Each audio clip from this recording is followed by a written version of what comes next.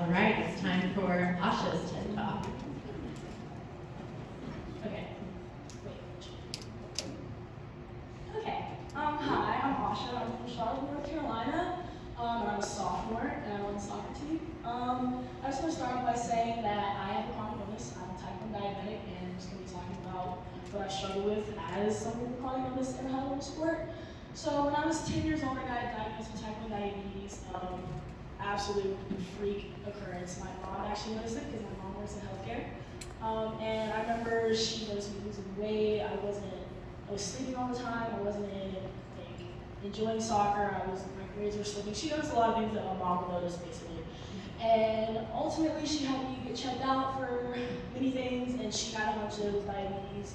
They did all the necessary tests and found out that's exactly what it was. So this picture right here this is the first soccer thing I ever did after I was diagnosed with diabetes. It was soccer camp that you can see. So that kind of aged well. But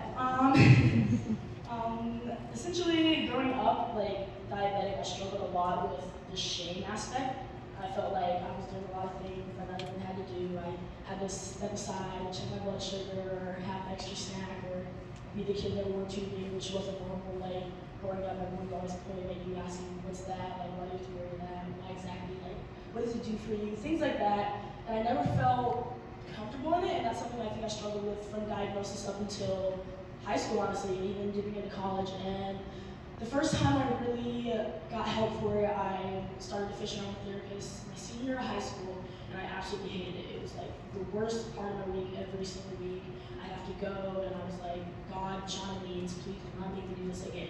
But she did, and I'm thankful that she made me go through that. But I remember at some point, right before college, I just quit. I was like, "I'm not doing this anymore. This woman has nothing valuable to say to me. She doesn't understand the life I live. She doesn't understand what I go through, so why on earth?" But I come to her office every week for an hour and listen to her talk about diabetes when this woman has never, ever, ever put her feet in my shoes. So going through that, I think I really stepped away from that idea of being diabetic as a whole. I did everything in my power to ignore it. I didn't want to talk about it. If someone had questions, it was mind your business, don't worry about it. Even if it came down to something that kind of was dangerous even. I didn't tell coaches I had diabetes. I didn't tell teammates I was diabetic. I didn't tell teachers. I didn't tell anybody who I was around. Anything that probably should have known that information that I had diabetes unless it was absolutely necessary. And that goes along with the shame aspect.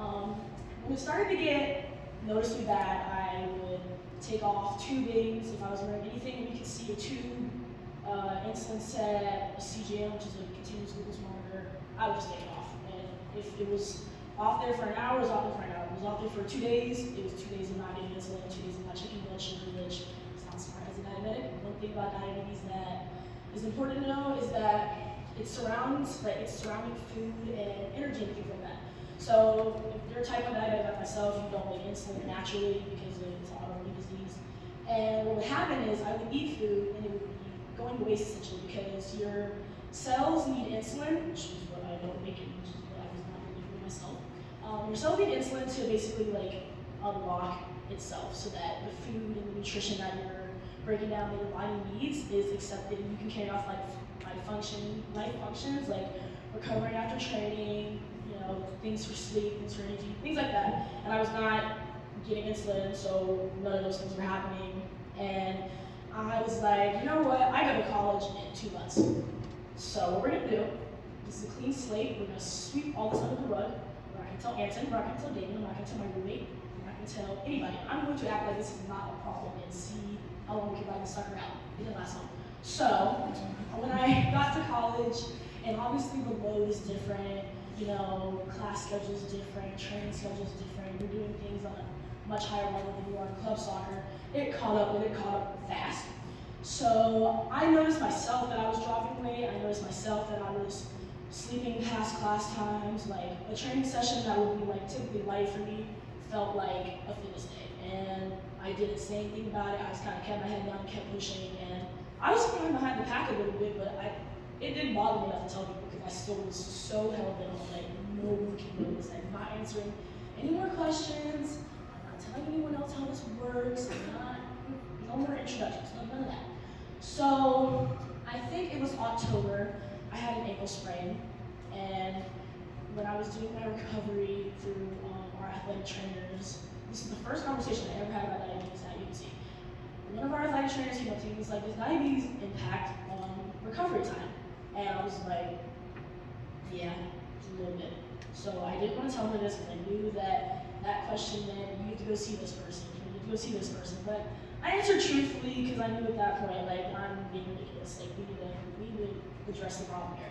So when I told her that, she was like, okay, I'm going to send you to sports med. In sports med, I went to a doctor who also didn't know anything about diabetes, which is what I was afraid of the whole time. I didn't want to have this whole thing where I have to explain to everyone and their mother what diabetes was and how to treat it and, what to do with it whenever there's problems, which is what I found myself in ultimately, instead of just, wiping it out whenever I first got here and telling people what to do. So from there, I was referred to an endocrinologist, which is the diabetic specialist in this area because I obviously live here now. And then when I went there, he was like, girl, your A1C is skyrocketed. And normal A1C is probably, like, for a healthy person, since it's not like diabetic, is under 6. Under 6, I think I was 14 at that point. Like, we were in a dark place. So after that, I went through some testing, some blood work, that's what my blood sugar should have been. A normal range is like 80 to 180, and I was double 180. That's just like a normal time. And then that's when I was doing my blood work to see what exactly I was missing, what was doing wrong, what was going wrong. And I found out that I was on the brink of DKA, which is diabetic ketoacidosis. Essentially, like what I was saying, in your blood doesn't get all the nutrients and things that it needs. It becomes acidic, it becomes toxic, and things that can happen from that are your organs shutting down, you lose muscle tissues. Very dangerous setting to be in, and I'm very lucky that I didn't get as bad as I should have been, because I wasn't. And after that, that's when my trainer basically was like, okay, so what we're gonna do is, we're gonna shut you down, you're not doing recovery, you're not lifting, you're not running, you're not doing anything. We're gonna put you on with a therapist, and that's when I started talking to Sid. And we're gonna put you on with a nutritionist. So this was like, what seemed like the worst day of my life was probably something that I really, not probably, definitely something that I really needed. I didn't want to go to therapy, I didn't want to go to a nutritionist, I didn't want to do this. And for the first 2 weeks, I would just miss appointments and be like, oh hey Sid, sorry girl, I was asleep, I was doing homework, some sort of excuse where I just didn't have to go to it. And then these people walking down, there was no way in hell I was avoiding Sid for 2 weeks straight. No way. So I would hear from my athletic trainer, hey, I heard you didn't do this. And I'd hear from Dr. Brinkner, hey, I heard you didn't do that. And at that point, what I realized is that what was typically my separate spheres of life, my soccer, my school, my diabetes, it all merged into one. And whether I liked it or not, that was my new reality.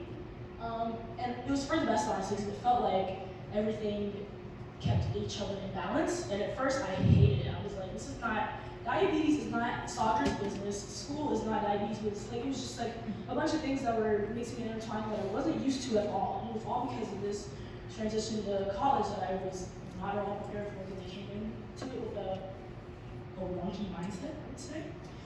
So throughout that, I sat out from soccer for 8 months total. So from October to almost April, I think. April, yeah. So within that, I was doing my treatment, I was fixing my sugars, I was going to Brinkner still because he didn't completely understand what was going on. And at this point, I'm thinking, all right, everything's straight by the time I come back in the fall. Everything's gonna be peachy keen. I'm not gonna have to worry about this ever again. My blood sugar's gonna be perfect.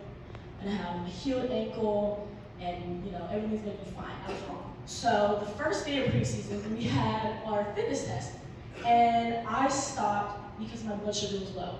My blood sugar was like 50 something, and range is 80 to 180. I'm seeing spots, I'm about to pass the hell out. And so I stepped out, and I'm like, okay, I need sugar. I told the trainer I need sugar. She brings it to me, I'm like, okay, I'm going back in. She's like, no, you're not. I was like, no, I'm going back in. I'm going back in. And she wasn't going for it, but I did it anyways. And then afterwards, I objectively felt worse.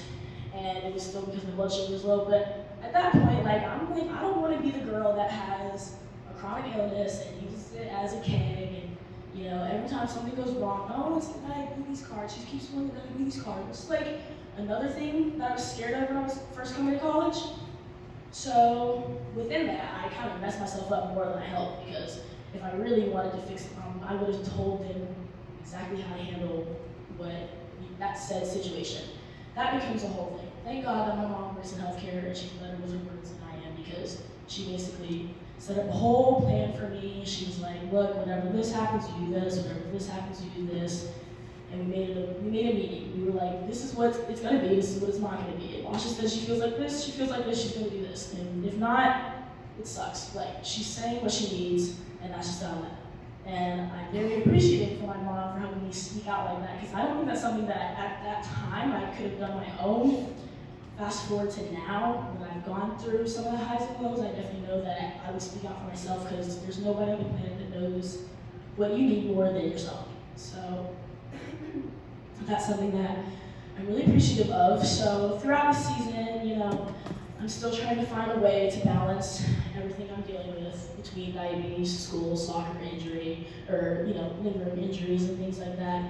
But I really found that success is not a linear process at all. I would have the best day ever where my blood sugar would be in range for 24 hours and then some, and then I have a terrible day where my blood sugar is so high that the meter just says HI, and I don't know what to do. I've tried to give insulin, I've tried to change the set, I've tried to chug water, it's not working for me.